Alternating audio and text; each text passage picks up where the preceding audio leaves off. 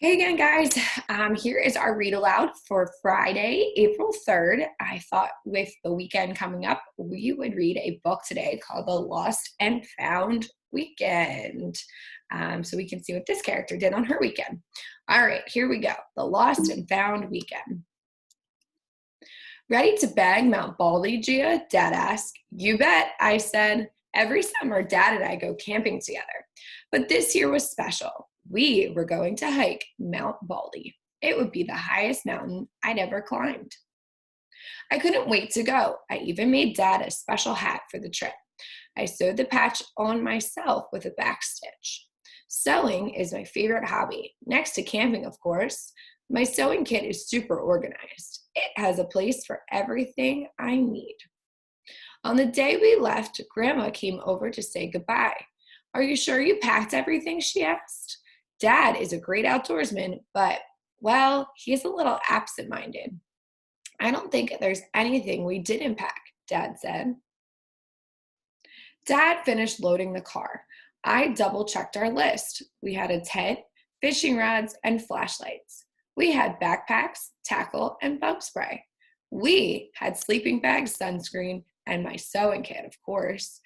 Only one thing was missing, the key. We searched the house, we searched the car. At last, I found the key at the bottom of the cooler. How did it get there? Dad wondered. Grandma and I just shook our heads. We loaded the car all over again. Finally, we were on our way. By the time we got to our campsite, the sun had gone down. Uh-oh, was that thunder? Just as we got the tent up, the rain started. Suddenly, a gust of wind tore the rain tarp. It flapped loose. Our sleeping bags were going to get soaked. Good thing I had a sewing kit. I grabbed a needle and some fishing line and fixed the tear. Nice stitching, kiddo, Dad said. The rain let up by morning, but the sky was still cloudy. Dad didn't want to risk hiking in another storm. We went fishing instead, right after I found Dad's lost tackle box. Dad's a great fisherman, but I'm still learning. He caught 2 fish. I caught my shirt. Whoops. No problem. Back at the campsite, I stitched that shirt up with a whip stitch. It was almost as good as new. Next time, aim for the fish, Dad joked. In the morning, we awoke to sunshine. Hooray! It was a great day to climb Mount Baldy. We loaded our packs. You have to be ready for anything in the mountains, Dad said.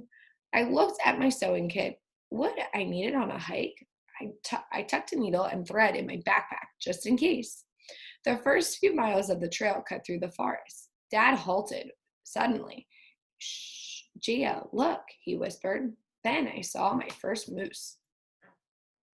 We had stopped for lunch in a beautiful meadow. Had enough hiking yet? Dad asked. No way, I told him. We're going all the way to the top. Dad laughed and grabbed his pack to go. Rip. Oh no! The strap on Dad's old pack broke, and it was too heavy to carry with just one strap. And we were so close to the top. Good thing I had that needle and thread. Dad fixed the strap in a few minutes. He is almost as good at sewing as I am.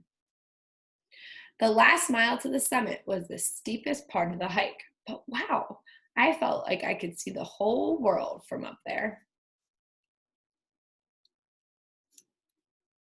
The next day, we had to say goodbye to Mount Baldy. We broke down camp and loaded the car. Then I heard Dad say, now where are my glasses? Not again. We looked and looked and looked, but the glasses weren't anywhere. Dad can't drive without them. Maybe Grandma can bring us a spare pair, Dad said. Only, guess what else was missing? His phone. I was starting to think we'd spent the rest of our lives at Mount Baldy. Just then, the phone rang. It was under the front seat of the car. How's everything going? Grandma asked. I told her Dad's missing his glasses. Have you checked the top of his head? She asked. Bingo. On the ride home, I thought about our trip. The lost keys, the lost glasses, the lost cell phone. It was cool that we made it to the top of Mount Baldy, but we almost got stranded at the base camp. I knew I had a challenge ahead. It wasn't climbing a bigger mountain. It was helping Dad. Dad needed a way to organize his stuff. Something with plenty of pockets. It could have a place for his keys, his glasses, his phone, everything.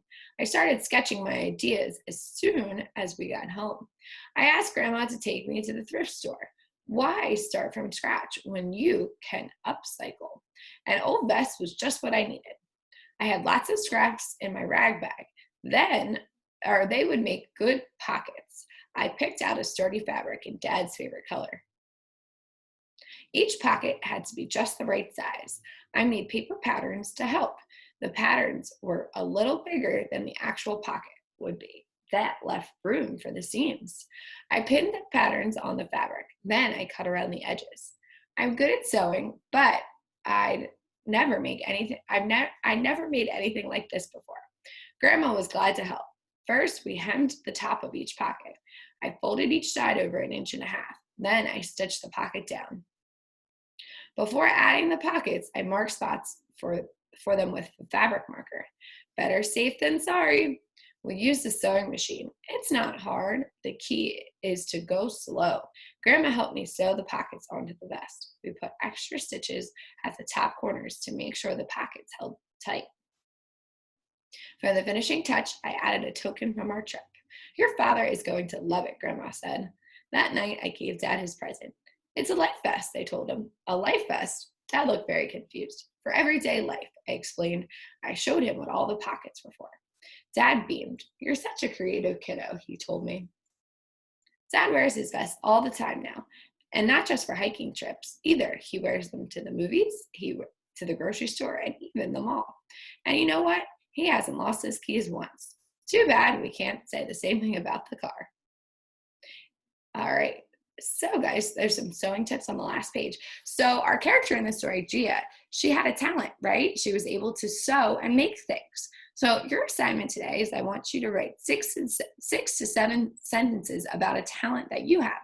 Maybe you're a really good baker. Maybe you're a really good runner. Maybe you're a really good drawer or illustrator. Everybody has a talent. I know because I see it every day. You guys have many talents that I see in the classroom. So I want you to write 6 to 7 sentences about a talent that you have and what that talent is and how you got to be so good at it. Did you practice? I think practice makes perfect. I'm sure Gia had to practice a lot with her sewing machine. All right, so that's our assignment today. You're going to write 6 to 7 sentences about a talent that you have, what your talent is, and how you got to be so great at it. All right, guys, I can't wait to read those responses. Have a great Friday. Bye.